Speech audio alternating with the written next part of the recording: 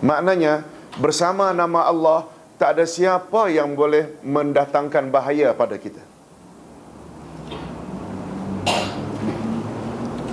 Ustaz pernah baca satu buku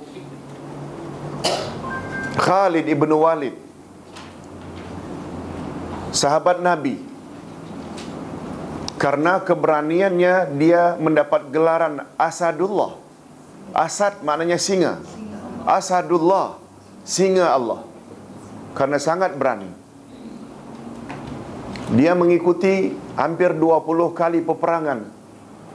Badannya penuh dengan tetakan pedang.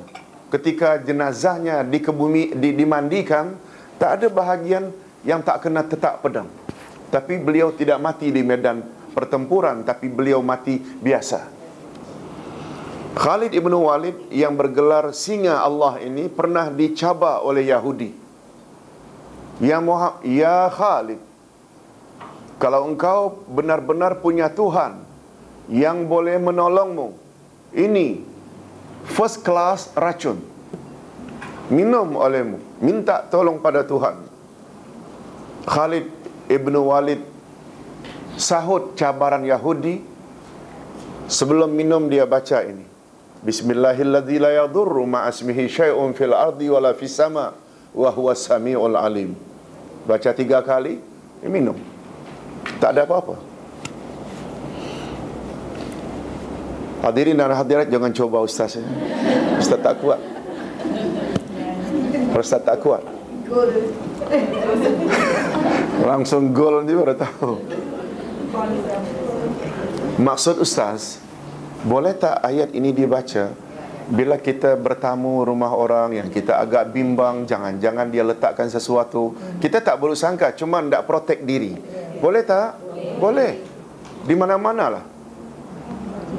Beritahu pada anak-anak gadis kita, kadang-kadang teman lelakinya masukkan macam-macam benda yang akhirnya khayal, dalam pada waktu itu dia manfaatkan. Betul tak, Bu? Dia ada contoh, soalnya zaman dulu bagus kita amalkan. Dan ini pun ada dalam buku wirid Rasulullah pagi petang. Baik, ini di antara saja ya, banyak sangat yang lain-lain yang kita bagus amalkan sebelum kita kena bala. Sebelum kena bala, Ustaz ada sebut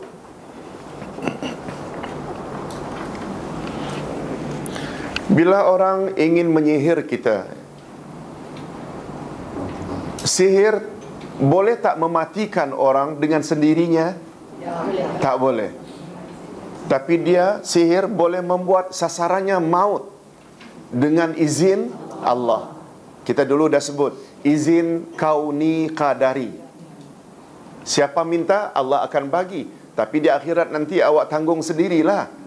Sebab Allah bukan hanya punya sifat Ar-Rahim, iaitu kasih sayang kepada orang beriman secara khusus, tapi Allah juga ada sifat Rahman. Apa makna Rahman? Kasih sayang Allah tak pilih bulu. Siapa berusaha, Allah bagi. Siapa minta, Allah bagi. Oleh sebab itu, apa yang diminta oleh tukang sihir supaya orang tersebut sasarannya menggelupur, sakit di lehernya, sakit di dadanya, dia minta pada Allah juga. Karena dia minta Allah bagi juga. Tapi dia bahagian iradah kauniyah qadariyah namanya, bukan iradah syar'iyah. Allah tak suka, tapi karena dia minta juga, Allah bagi.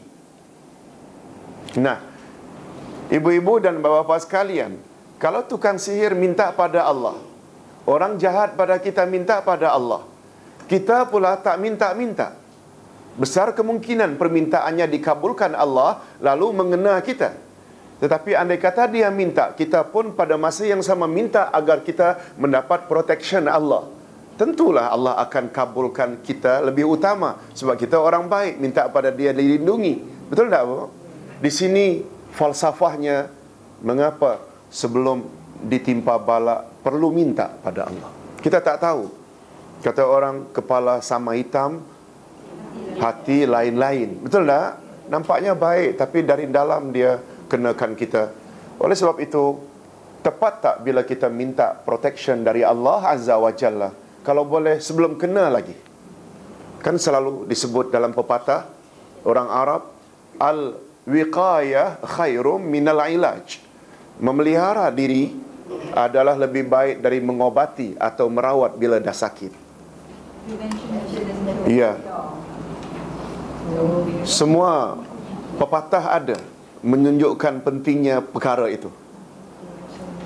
Jadi sifat yang bersifat preventif itu sangat mustahak.